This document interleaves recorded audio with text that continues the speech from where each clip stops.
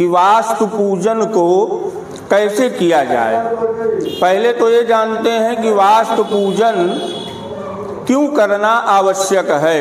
वास्तु से संबंधित पूजन अर्चन को इसलिए किया जाता है कि चूंकि 10 व्यक्ति 5 व्यक्ति के रहने के लिए एक मकान बनाया जाता है, उस मकान में बनाने के लिए, उस स्थान पे निर्माण कार्य को करने के लिए बहुत सारे छोटे छोटे जीव जंतु जो औषधीय वृक्ष आदि हैं उनको हम नष्ट कर देते हैं। उस दोष को कहा जाता है हिंसजन दोष।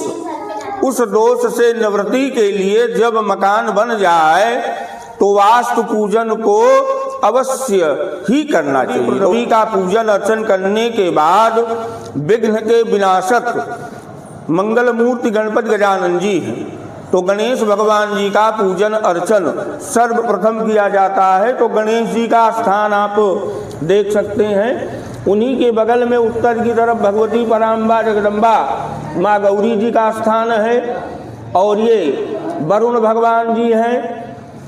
हनुमान जी को उत्तर रखा जाता है और दक्षिण दिशा में भैरव जी का स्थान दिया जाता है। हमारे जीवन में सूर्यादि नवग्रह का बहुत ही बड़ा महत्व है। भगवान सूर्य हैं, वो सूर्यादि नवग्रह के प्रधान हैं। तो बीच में आप देख सकते हैं ये भगवान सूर्य का स्थान है। और आप देखेंगे अग्निकोण पे आधा चंद्र चावल की आकृति से बनाया गया है, ये भगवान चंद्रदेव का है। एक त्रिभुज स्थान बनाया गया है दक्षिण दिशा में, सूर्य भगवान से दक्षिण, ये भगवान मंगल का स्थान है। ईशान कोण पे एक हरा स्थान जिसको कि तीर स्वरूप में बनाया गया है, ये बुध का स्थान है। सूर्य भगवान के सीधे उत्तर में देखेंगे पीला स्थान चावल से आकृति दी गई है, ये बृहस्पति का स्थान है। और सूर्य भगवान से पूर्व दिशा में भगवान शुक्र का स्थान है। सूर्य भगवान से पश्चिम मनुष्य की आकृति दी गई है, ये दंड के अधिकारी भगवान शनि देव का स्थान है। आप देखेंगे शनि भगवान से दक्षिण की तरफ ये राहु का स्थान है और उत्तर की तरफ केतु का स्थान है। इन सूर्यादि नवग्रह का पूजन अर्चन करने से जो हमारी कुंडली में ग्रह अरिष्ट होते हैं वो प्रसन्न होते हैं, शुभ फल प्रदान करते हैं। इन सूर्यादि नवग्रह की प्रसन्नता के लिए आप देख रहे हैं जो जिस कलर के देवता हैं उसी कलर की झंडी रखी गई है। तो ये ध्वज पताका से युक्त इनका पूजन अर्चन किया जाता है। और हनुमान जी के लिए हनुमत ध्वज दिया गया है। जब सूर्यादि नवग्रह का पूजन किया जाता है, इनका आवाहन किया जाता है, तो इन्हीं के साथ अधि प्रत्यधि देवता का दक्षिण और वाम भाग में आवाहन पूजन अर्चन किया जाता है। 10 दिशाएं हैं, ये हमारे घर की 10 दिशा से रक्षा करते हैं। तो इस 10 दिशा में जो प्रधान है वो इंद्र भगवान है। तो इंद्र भगवान का जो कलश है तो पूर्व दिशा में है, इनको पीली झंडी दिया जाता है। आग्नेय कोण में अग्नि भगवान का स्थान है, दक्षिण दिशा में यमराज जी का स्थान है, नैऋत्य में नरित का स्थान है, पश्चिम दिशा में वरुण का स्थान है, वायव्य कोण में वायु देवता का स्थान है, उत्तर दिशा में कुबेर का स्थान है, ईशान कोण में भगवान शिव का स्थान है, अनंत उनका स्थान आप देख सकते हैं नैऋत्य और पश्चिम के मध्य में है। यहाँ पे आप देखेंगे भगवान शिव और इंद्र के बीच में जो कलश रखा गया है ये ब्रह्मा का स्थान है। ते इंद्रादि 10 दिक्पाल देवता का पूजन अर्चन करके इनको भी ध्वजा पताका इनके ही रंग और इनके स्वरूप का दिया जाता है। अब आप यहाँ देखेंगे ये 5 कलश रखे गए हैं, ये 5 लोकपाल हैं। इनमें जो प्रधान है वो विघ्न विनाशक गणपति गजानन जी हैं। आग्नेय कोण की तरफ यहाँ पे आप देखेंगे ये 16 मातृका का स्थान है। इसमें गणेश के साथ कुल देवताओं का आवाहन पूजन अर्चन किया जाता है। तो कुल देवता की वेदी के नाम से भी हम आप इसको जानते हैं। ये जो धन की अधिष्ठात्री देवी हैं भगवती माँ लक्ष्मी, ये लक्ष्मी जी का स्थान दिया गया है, जिनमें ये 7 बिंदुएं हैं। तो इनका पूजन अर्चन करने से लक्ष्मी की स्थिरता होती है। हम आप प्रायः गुनगुनाते हैं और आरती में गाते भी हैं 64 योगनी गावे नृत्य करत भैरू, कि आपकी भैया योगनी बहुत बढ़िया है और आप बहुत धन कमा रहे हैं, सुख सुविधाएं आपको प्राप्त हो रही हैं। तो ये स्थान 64 योगनी का है। चतुखस्त योगनी इनको कहा जाता है। इनमें प्रमुख रूप से महाकाली, महालक्ष्मी और महासरस्वती इनका आवाहन किया जाता है। तो काली जी के लिए काली झंडी पताका और लक्ष्मी जी के लाल और भगवती सरस्वती के लिए सफेद, तीनों स्वरूप को धारण किए हुए माँ जगत जननी त्रिगुणात्मिका दुर्गा देवी के स्वरूप के द्वारा ही इनका पूजन अर्चन यजन किया जाता है। ये चतुखस्त योगिनी का स्थान है और ये भगवती वृंदा का स्थान है। जिस भी घर में भगवती तुलसी का वास होता है वह घर वृंदावन हो जाता है। पूजन में यज्ञ में वृंदा को स्थान नहीं दिया जाता है तो भगवान नारायण वहाँ पे जो है वास नहीं करते हैं। तो भगवान नारायण के वास के लिए, उनकी कृपा प्रसाद के लिए वृंदा का पूजन अवश्य ही करना चाहिए। जिनमें वास्तु पुरुष का हमारे जीवन में बहुत ही महत्व है। वो वास्तु चाहे हमारे घर का हो, हमारे जीवन का हो, कोण में दिया जाता है जिसको कि पश्चिम और दक्षिण का कोना कहा जाता है। पूजन अर्चन यजन से जो हमारे स्थान पे वास्तु से संबंधित दोष है उसका शमन होता है। तो यहाँ आप देख रहे हैं झंडी पताका से सुशोभित वास्तु पुरुष का पूजन अर्चन इस स्थान पे किया जाता है। वायव्य कोण पे देखेंगे कि ये स्थान जो है क्षेत्रपाल जी का है। प्रायः व्यक्ति नकारात्मक ऊर्जा की बात करते हैं। अधिष्ठात्री देव क्षेत्रपाल जी हैं। ये क्षेत्रपाल जी, इसमें 49 देवताओं का पूजन किया जाता है, जिसमें क्रम से पहला स्थान ये जो है होता है, इसके बाद क्रम से दूसरा और क्लॉकवाइज जैसे जो है चला जाता है। तो ये 49 स्थान हैं। इनके पूजन अर्चन को करने से भूत प्रेत,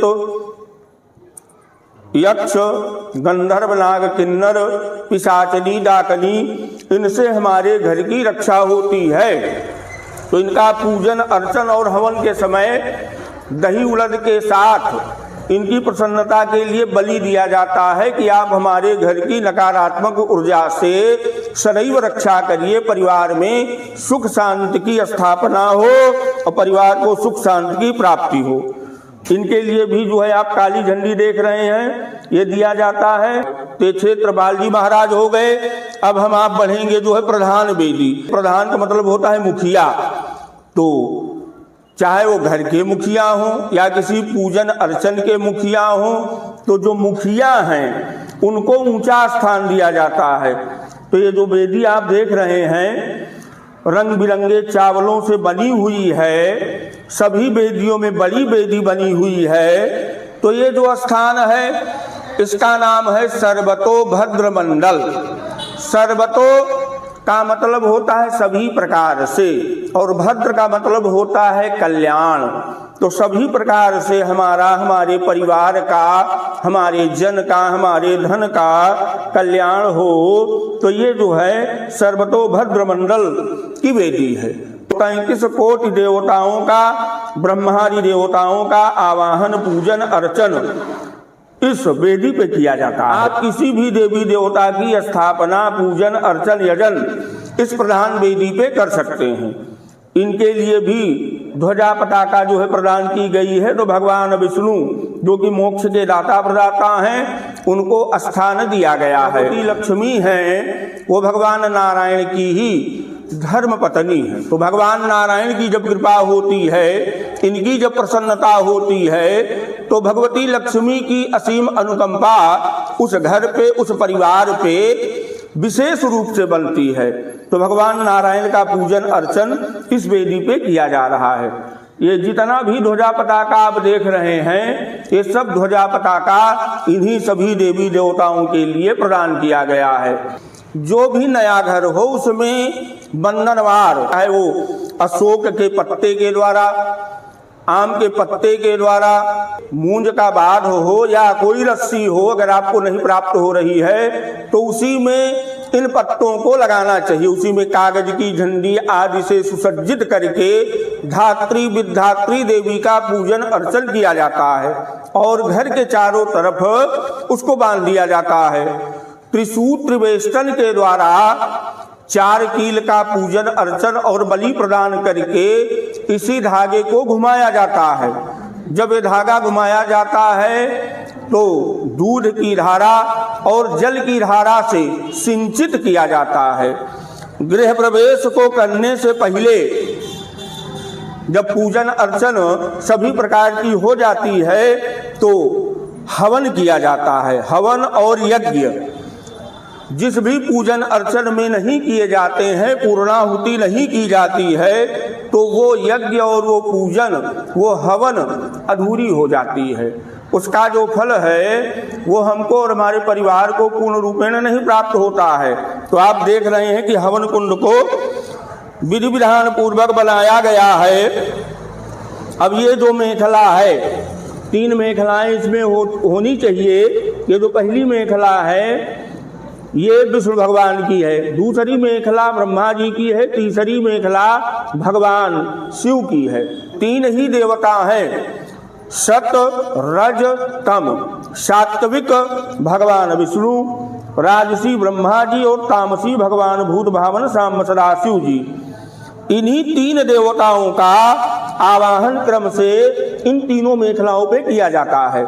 नियमतः ये जो पहली मेखला है इसको सफेद होना चाहिए, दूसरी मेखला लाल होनी चाहिए, तीसरी मेखला काली होनी चाहिए। तो सत रज तम, इन्हीं 3 मेखलाओं पे इन 3 देवताओं का पूजन अर्चन यजन किया जाता है।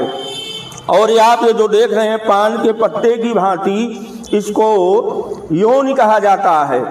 यहीं पे बैठ करके इनका पूजन अर्चन करके कुश कुंडिका संस्कार के उपरांत अग्नि का स्थापन पूजन अर्चन करके जिन भी देवी देवताओं का हम आवाहन किए हैं उनको आहुति प्रदान की जाती है।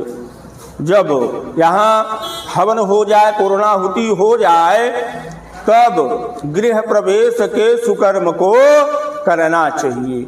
जय जय श्री सीताराम।